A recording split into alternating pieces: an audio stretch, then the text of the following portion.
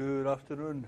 So we're really whizzing along here. Today we are doing Putnam's Brains and Behavior, and on Wednesday we'll do another article by Putnam. This article by Putnam is one of the basic articles that set out functionalism, and functionalism is really science's philosophy of mind. It is the working philosophy of mind of any psychologist, biologist working in the brain. And this is one of the basic papers that we'll look at on Wednesday. But first of all, while we're thinking about the essay, I guess you guys are starting uneasily to think about the essay. Just two remarks about it. One is just to remind you of this thing about the first paragraph of your essay should be stating the main thesis for which you're going to argue in the essay. So there should be that soundbite, that headline, stating what your main point is going to be in the essay. And then the last paragraph has to restate what that main point is and summarize the way you've argued for it. And it's fine to say there is an objection here that I don't know how to address. You don't have to tidy up everything. You can say there's a powerful objection that I can't quite see how to address, but nonetheless, I think my view is correct. Okay, any questions about that? What that comes to? Okay. And the other thing is just, I hope you've heard about plagiarism already, that some people have talked to you about plagiarism, but it's good to just go over this once. Generally, I hope your experience of the university is uniformly supportive. And in particular in this class, I hope you find everything and everyone supportive. Everyone wants things to go well for you. The only time the roof really falls on you in academia is for plagiarism. Plagiarism is taking a bunch of ideas from someone else and writing them down without saying where you got them from. Is that part okay? If you take a whole bunch of ideas from someone else, you write them down as if they're your own, that's plagiarism. And of course you're supposed to learn from other people, learn from other students, learn from your GSIs, even learn from the lectures, learn from the people you're reading. But you always have to say where you got an idea from if you're going to use it. A couple of things about plagiarism. First of all, it's really easy to detect. It's really hard. It's very easy for someone looking at an essay to see there's just some technical term that's not being used right. You Google. I've had it happen a few times now that you Google up a sentence, you type in a sentence from an essay into Google, and then the whole thing just comes up on screen. And, the wired world makes it very easy to pick up when that's happened. And if we get an essay like that, then from our point of view, it's impossible to put a grade on it. Maybe it's something brilliant that got copied, but if we put an A on it, then that means that someone who spent 10 minutes cutting and pasting the thing from the web is getting a better grade than someone who beat their brains out for 3 weeks and got a B+. You see what I mean? That's not fair. We can't do that. So when we get an essay like that, we simply can't put a regular grade on it. It just gets an F. Once it's got an F, we have to report it to Student Judicial Affairs. And if it's happened before, then that may even result in your overall transcript being modified. So plagiarism is a really bad idea.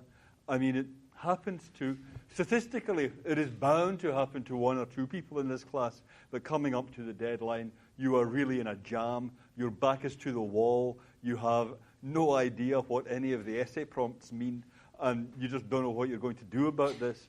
But if you get into a position like that, then talk to your GSI, talk to me, talk to your friends, try and get a workaround, but just do not do this. Do not take an essay from the web. Do not take an essay from someone else. Is that okay? Is that perfectly clear what plagiarism is? And you see why people get so fired up about it. First of all, it's not fair if we have to mark this as if it was regular. And the other thing is, you guys are meant to be making your own minds up about everything, and it really, it would really knock the whole idea of a university to pieces if what it gave people was good grades for cutting and pasting for other people's stuff from the web. You see what I mean? Yeah, okay. Okay, so where did we get to last time? And if any questions come up about plagiarism, please feel free to ask the GSIs or me. Where we got to last time was we were talking about how in practice you have knowledge of your own mind and knowledge of other people's minds. And I was saying, well, sometimes you know other people's minds better than your own. I mean, if someone's talking to you about whether they're jealous or whether they really care about some ambition they have, often someone who's perceptive can know about that kind of stuff better than the person can themselves. I think that's just a fact of everyday experience. And often enough, you find out about your own mental states in pretty much the same way you find out about other people's. If someone asks you, are you confident? Are you a confident person? Are you shy? How would you find out about that? How would you think about that? Well, you just have to think, how did I behave in that situation? What do I do in that situation? And you really use the same strategies as other people use to find out about whether you're shy or confident. So if you think of it like that, you often find out about your own states of mind in the same way that you find out about someone else's state of mind. Of course, you're very good at finding out about your own state of mind. You're really an expert in yourself. But that's all that it comes to.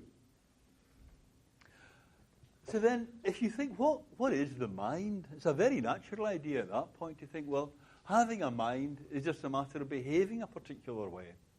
That's what Ryle seemed to be saying. Being intelligent is just a matter of behaving intelligently. It's not a matter of something going on backstage. And that was that thing about writing stuff down on the board or thinking out loud, that all the mental state is in the behavior. There's no more to the mental state than the behavior. Here's the great philosopher Rudolf Carnap defining what A is excited means. You know how it is when you're excited? What does it mean what is it for someone to be excited? You ring up someone on the phone and you say, I'm so excited. What? I'm doing philosophy 3. What does that mean? Well, here is Carnap. That physical structure, microstructure of Mr. A's body, especially of his central nervous system, that is characterized by a high pulse and rate of breathing, which, on the application of certain stimuli, may be made even higher by vehement and factually unsatisfactory answers to questions, by the occurrence of agitated movements and the applications of certain stimuli, etc. Right? That's what you meant when you said, I'm so excited. I am inclined to give vehement and factually unsatisfactory answers to questions, right? So that's like the definition of excited. That's the behaviorist idea. I can just define for you what these terms like excited or being in pain mean by pointing to the kind of behavior. This isn't the same thing. This is saying I can define these terms. That's what excited means, right? That's what it means here in a mental state. In psychology, for a long time, there was behaviorism, which periodically seems to resurge. Behaviorism in psychology wasn't quite the same thing. Behaviorism in psychology said, you know how people talk about stuff like pain or happiness or being excited? Behaviorism said, forget all that. We're not going to talk about mentalistic variables at all in a properly scientific psychology. Psychology is the science of behavior, And these variables like happiness or love, in psychology we don't know anything about that stuff. We just want stuff that we can properly measure, quantify, do experiments with respect to. And we don't want to talk about internal processes. Just do the study of human behavior in wholly external terms. See, that's a different idea. Carnap's not saying, let's not talk about being excited. Let's instead talk about this stuff about behavior. Carnap's saying, all it means to talk about being excited is to talk about the external behavior. Does that make sense? In scientific behaviorism, they were saying, excited has to do with something in your mind, not with your behavior. But because of that, we're not going to talk about it in a properly scientific psychology. One way to put that contrast is, have you come across the idea of analytic or synthetic truth? No? Okay, listen up. Analytic truth. Here are analytic truths. An analytic truth is something like, after Monday comes Tuesday. Is that a big discovery, after Monday comes Tuesday? Could you understand what Monday and Tuesday were without knowing that that was true? No, you could not. Right? If someone doesn't even know that Tuesday comes after Monday, then that person doesn't even know what Monday and Tuesday are. If you understand the meanings of the words Monday and Tuesday, you've got to know that's true. Or if you don't know that orange comes in between yellow and red, then you don't know what the words yellow and red mean. If you didn't know that bachelors were unmarried, then you don't know what a bachelor is. So an analytic truth is one where if you just know what the words mean, then you know the thing is true. Yep? But is that like necessarily like a kid that knows the colors yellow and red, do they like have to know that orange comes in between them? I guess you could know what yellow and red are without knowing that orange comes in between them. But you could. My question is, could you know what orange is without knowing that it's in between yellow and red? I mean, like you can know what the color is. Sorry? You know what the color is. You could recognize it. Yeah. How would you be able to tell where its boundaries are? I suppose I show you a sequence of strips, right? From orange, gradually shading into red. Yep.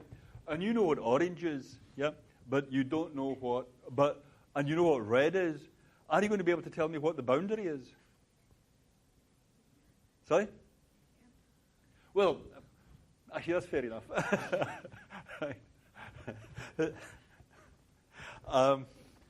That is a very good answer. Okay. You're not going to be able to point to a bit and say, that's the boundary. That's correct. What I mean is, you are certainly going to have the common sense not to take orange all the way deep into the reds, right? Or at any rate, you know to stop at some point before you got to purple, right? That's all right. Yeah. So with orange, it's not just that when you get a central orange you can recognize it. It's that you understand that there's a spectrum here, and that orange lies somewhere on that spectrum. And if you didn't know that orange is a way of carving up a bit of the spectrum, then you wouldn't know what orange is. Yeah. There's more to say about that. I mean, that is an interesting question. That you could probably be able to recognize red and orange, and then be given a shade like that and think, oh yeah, it could be a discovery that orange comes in between red and yellow. I see that. But I guess my point there is, it's not much of a discovery. The resources you had already were enough to give you that.